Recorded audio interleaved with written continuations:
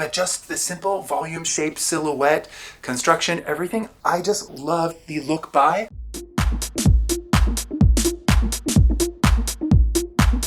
Hi, and welcome back to my channel. I'm Aaron, aka Visionaaron, and today we're going to be talking about one of my favorite events of the year, the 2025 Met Gala. Super fine, tailoring black style, and that is such a great theme because it gives an opportunity to showcase so many talents of people who are African American or of the African diaspora, and let's explore it today and some of the cool looks that people brought and maybe some of my critiques as well.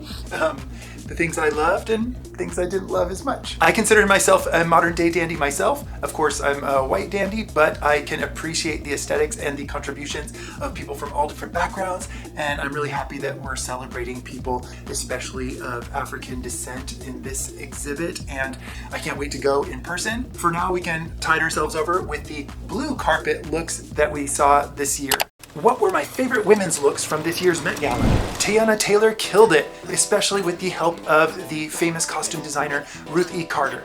I have to say at first I felt, even as a maximalist, that there was a lot going on.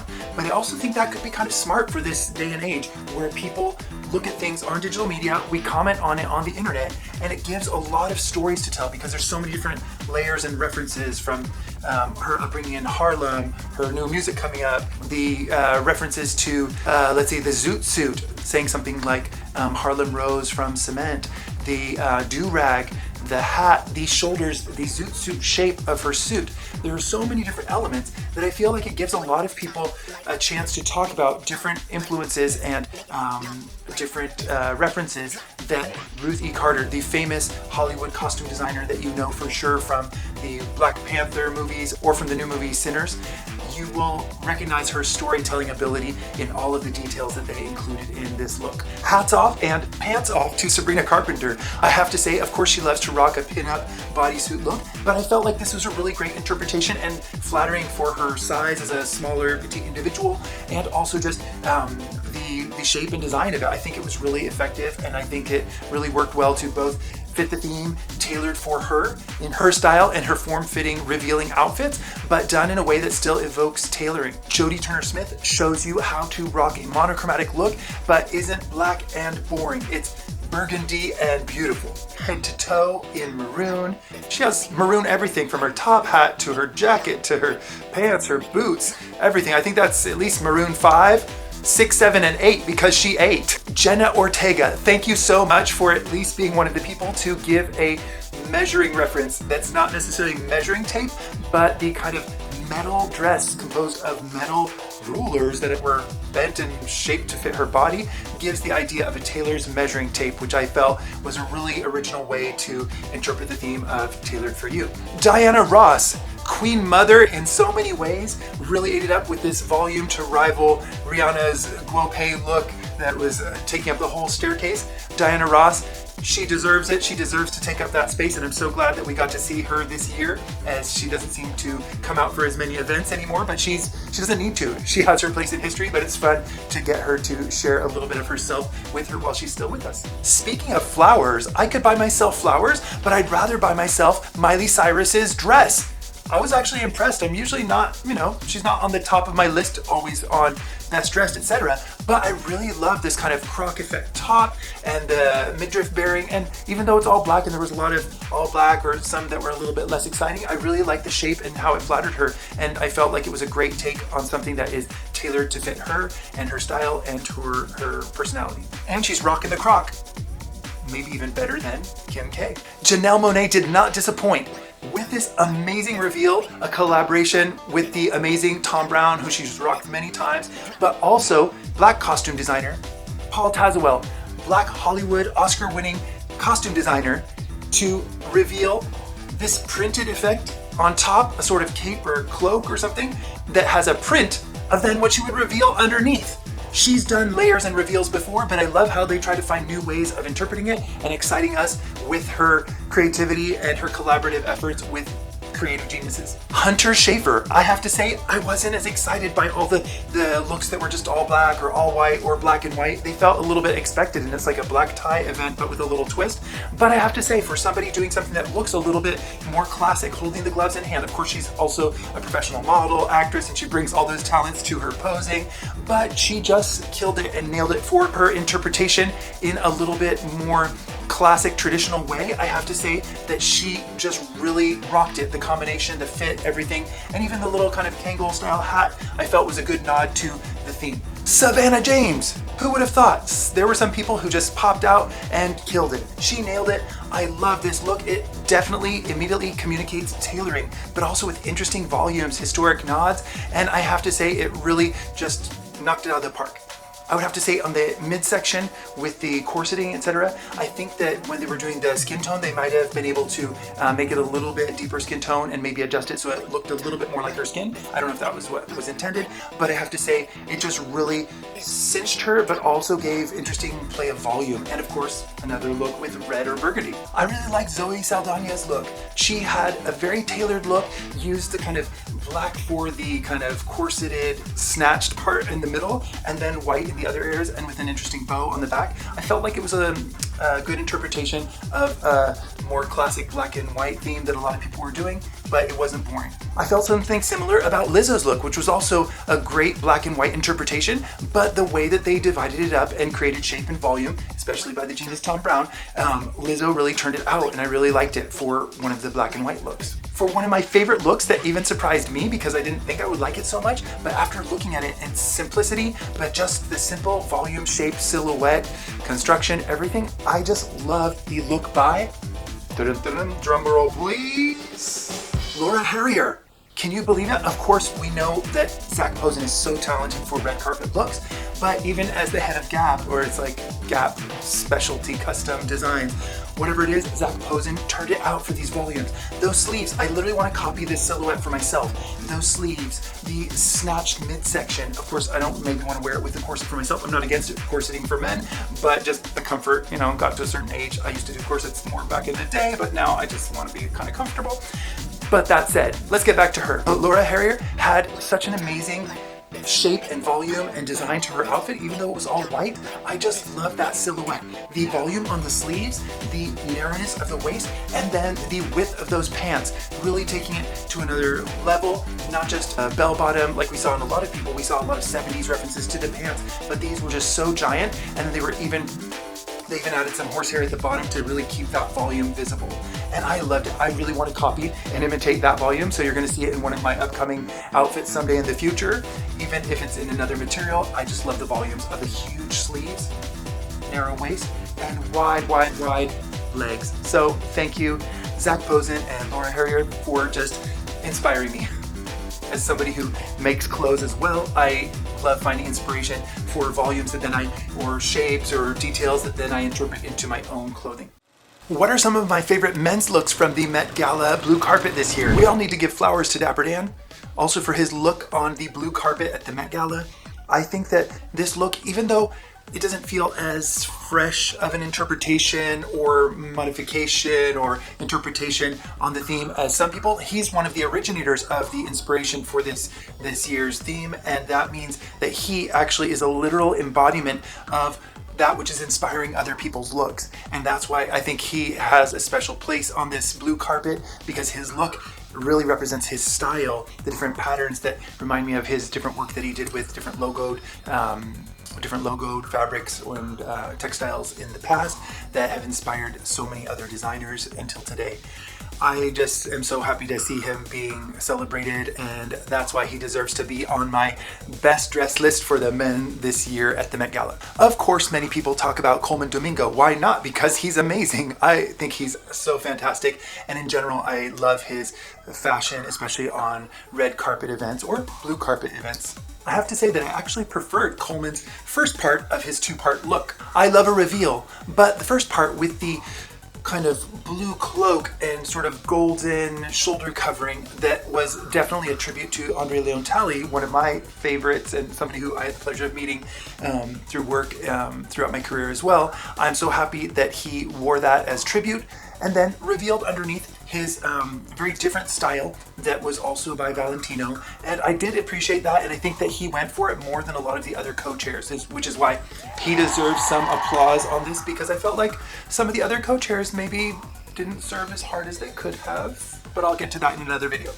Alton Mason with another amazing reveal with his kind of super broad shouldered cloak all in black, then with a metallic reflective reveal head to toe, and it's totally fitting and exposing kind of like the chest area, and I just think that he always knows how to serve a look, but that's his job. He's a professional. Andre 3000, I was so looking forward to seeing him on the red carpet / blue carpet this year, but who knew that he was going to be carrying the whole weight of the gala on his shoulders, literally, with a piano strapped to his back. I actually think that this is a very clever take, also to bring attention to his new album that is coming out, I heard, with piano music on it. So I think it's a really good tie-in for his promotion. But also, figuratively, I like the fact that he's carrying a piano on his back, even though his clothing was more understated than I expected. But that accessory basically, to me, signified how much he contributed to the inspiration of the whole style of black dandies when I think of 2000s or 90s and 2000s forward-thinking interpretations of menswear done by black artists. He is literally at the forefront and has helped us get to where we are today because of his creativity and his keen sense of taste. Brian Tyree Henry actually sported a look that I really enjoyed. There were several different burgundy and red themed outfits this year, but that was one that I really enjoyed, how he kind of enveloped it also with a cloak. I love these kind of like layers of cloaks, caftans, and robes also on top of my suits, so I really enjoyed his interpretation. A really unexpected surprise was given to us by Diljit Dosanjh. His outfit shows us how dandyism spreads across cultures in the world and is interpreted in different ways in different cultures, and that we can appreciate all of them. His look was specifically inspired by the Maharaja Bhupinder Singh, whose photos I have seen and referenced even when thinking of layering on my own costume jewelry, but really representing both Indian and very specifically Punjabi style that is known for its opulence. I'm so glad just to see that represented on the blue carpet as well. Real dandyism, but from a different part of the world. I was really impressed by another international figure on this year's blue carpet, who is Kaby Lame, who is a Senegalese-Italian TikToker and influencer, and who sported this really cool suit layering, but also with something else that I really appreciated, which is a whole bunch of different used watches applied to his vest. Very similar to something that I did with a whole bunch of different cameo brooches on a vintage tuxedo jacket in a recent trip to London. So I'm thinking I could have maybe even been on that mood board, who knows? I have some people probably in common in our fashion circles, but whatever it is, great minds also think alike and also come across ideas all the time that overlap, just because there are lots of creative people pulling out similar things and similar inspirations around the world. But I really appreciated his. Also the fact that he used some items that were used and showed how to reutilize them in a creative way. So that's always something that's important for me. One of the looks that I think some people don't appreciate as much as I do is that from Jeremy O. Harris, which was a little bit more of a period style that I felt he was channeling a sort of 19th century Frederick Douglass kind of inspiration, and I think that that's perfect for him because he's a playwright and he also delves into historical issues from this time, but also because the exhibit is specifically stated to be from the 18th century until today. So I'm really glad that we see some people referencing other time periods of dandyism. And I think he rocked it with his white and blue on the blue carpet.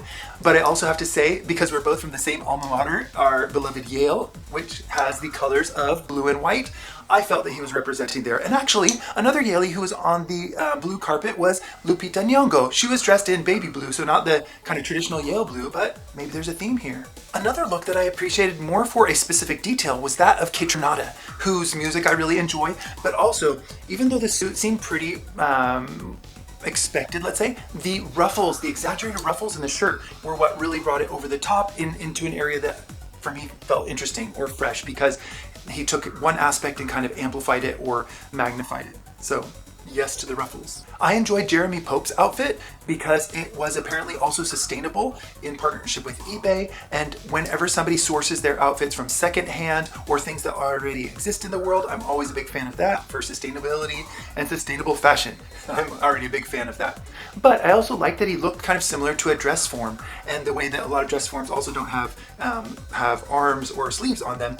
They actually had a raw cut left on the shoulders. I don't know if that was something that they added or if they purchased it like that, but then they added little accessories also that were apparently sourced secondhand, and I can get behind that. Another look that I actually really liked was Leon Bridges. I felt that he represented that kind of 70s cool vibe that I expected to see more of. I feel like I saw some of the flair in the pants and the kind of suit shapes from people, but I felt like he really did justice to that real recognizable 70s influence that I was hoping for more of this year. Another look that I didn't expect to enjoy as much as I did was that of Colin Kaepernick. I actually got to meet him kind of around the time when there was the big controversy and people trying to cancel him. I actually ran into him backstage at an event, and I said to him and I cheered him on that we're all rooting for him and appreciate what he has done for the country and for bringing awareness to these issues. And so he's somebody who I really look up to, literally and figuratively, because he's a lot taller than me. But he is somebody who actually turned out a really nice look. I love burgundy and red tones, but I really enjoyed his suit with the kind of cape effect, and I would totally rock that look myself, but a little bit shorter.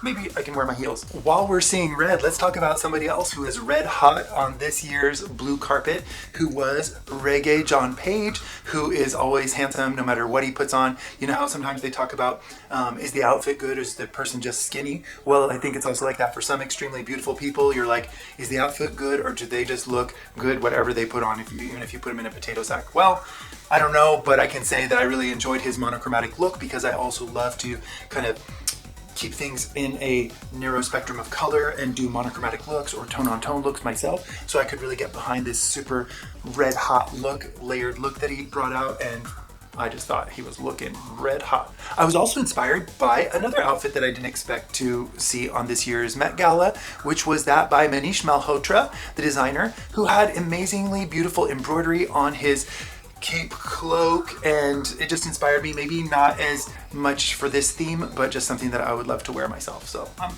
adding that in here.